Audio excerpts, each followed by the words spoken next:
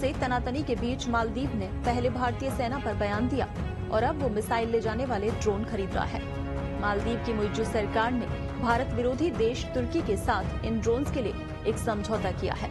इसके तहत तुर्की की ही एक कंपनी से ये ड्रोन खरीदे जाएंगे और ये वो ड्रोन्स हैं जो यूक्रेन से लेकर आर्मीनिया तक तबाही मचा चुके हैं।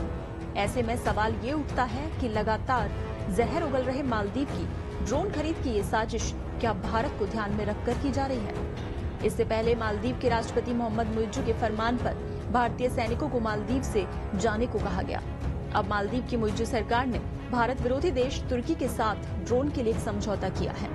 दरअसल भारतीय सेना को जाने का आदेश देने के बाद अब मालदीव की मोहम्मद मुइज्जू सरकार एक के बाद एक भारत विरोधी देशों के साथ अपने रिश्ते मजबूत करने में जुट गई है। चीन के साथ कई समझौते करने के बाद मुइज्जू सरकार अब तुर्की के साथ घातक ड्रोन समझौता कर रही है। मुइज्जू सरकार ने तुर्की की कंपनी बायकर के साथ 3 करोड़ 70 लाख डॉलर के एक समझौते पर साइन किया है। बायकर तुर्की के राष्ट्रपति एर्दोगान के दामाद की कंपनी है। मालदीव में पद संभालने के बाद मुइज्जू सबसे पहले तुर्की ही गए थे। तुर्की के ड्रोन आर्मीनिया से लेकर यूक्रेन की जंग में तबाही मचा चुके हैं। भारत का पड़ोसी दुश्मन देश पाकिस्तान भी इन किलर ड्रोन का इस्तेमाल करता है। इधर मालदीव की मुइज्जू सरकार का कहना है कि वो अपने विशाल समुद्री इलाके की निगरानी के लिए इन मिलिट्री ड्रोन की खरीद कर रही है। मालदीव की मीडिया रिपोर्ट के मुताबिक मुइज्जू सरकार ने इस ड्रोन डील के लिए पैसा भी जारी कर दिया है। इससे पहले भारत ने मालदीव को अपने समुद्री तटों की निगरानी के लिए डोनियर विमान और हेलीकॉप्टर दिया था।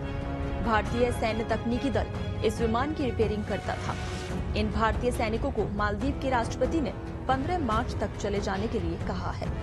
माना जा रहा है कि इसी कमी को पूरा करने के लिए मुइज्जू ने तुर्की के साथ हाथ मिलाया है और ये सैन्य ड्रोन खरीद रहा है।